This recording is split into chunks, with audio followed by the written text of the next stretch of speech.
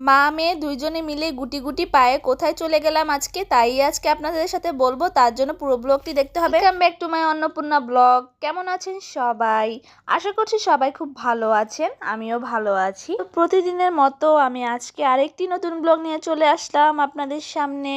প্রতিদিন যেমন রান্না বাড়া দিয়ে শুরু করি, আজকে কিন্তু তেমনটা না। আজকে তার ব্যতিক্রম একটা ভিডিও নিয়ে আসলাম। এখানে যে প্রথমেই দেখতে পাচ্ছেন যে আজকে মানে পিঠা বানাবো, তার জন্য গুড় কিনা হচ্ছে। তো এখানে দুই রকমের গুড় ছিল, একটা অরিজিনাল আর একটা ডুপ্লিকেট। কিন্তু মা অরিজিনাল গুড়টা চিনে, তার জন্য অরিজিনাল গুড়টা বেছেই নিচ্ছে। তারা কিন্তু অনেক চালাক, যারা বিক্রেতা তারা কিন্তু দুই রকমের গুড় রাখে। তো ধরেই আপনারা কম দামি গুড়টা চাবেন না, বলবেন যে অরিজিনাল ভালো গুড়টা আমাকে দিতে হবে, সেই গুড়টা আছে কিনা। তখন দেখবেন তারা কিন্তু অরিজিনাল গুড়টাই আপনাদের বের করে দেবে। অরিজিনাল গুড়টার দাম একটু বেশি হবে অন্যটার থেকে। যাই হোক, গুড়টা কিনা হয়ে গেল।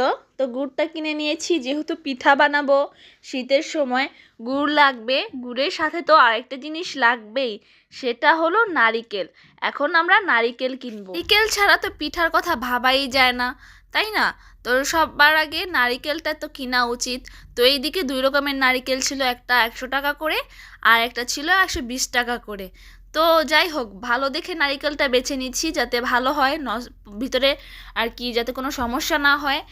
তো এখানে আবার গুড়ালা আর কি আরেক ধরনের গুড় দেখাচ্ছিল, ওইটাও নাকি ভালো। আপনাদের আরেকটা ছোট টিপস দিয়ে দিই, নারকেলটা দেখবেন যেটার ভিতরে জল নড়াচড়া করছে সেই নারকেলটা ভালো। তো ওই যে বললাম না গুটি গুটি পায়ে মা মেয়ে কোথায় যাচ্ছি, তো সেখান থেকে আর কি এই যে এই পরোটাটা নিয়ে আসছি। এটা হলো চিকেন কিমা পরোটা।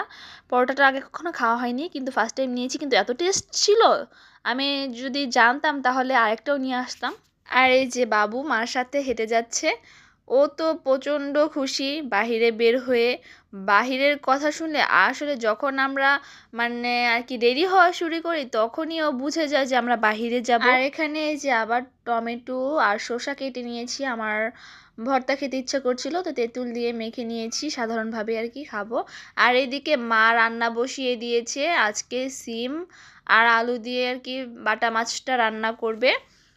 তো এই জন্য আলু আর সিমটাকে ফার্স্টে ভেজে নিয়েছে, ভেজে এরপর হলুদের গুঁড়ো, মরিচের গুঁড়ো, লবণ এবং জিরার গুঁড়ো দিয়ে ভালোভাবে কষিয়ে নিয়েছে, এরপর রান্না শুরু করে দিল। আর এদিকে আমি আর বাবু মিলে বাহিরে আজকে গেলাম, একটু কাজ ছিল, কাজের জন্যই বের হয়েছি। সাথে একটু কেনাকাটাও করব বাবুর জন্য, যেহেতু শীত পড়ে গিয়েছে। এখানে বাবুর মামা দাদু তারা তো কিনতেই আছে জামা কাপড়, তারপরেও ভাবলাম আমিও একটু চয়েস করে নিয়ে আসি। তো আজকের ভিডিও এ পর্যন্তই, কেমন লেগেছে সবাই জানাবেন।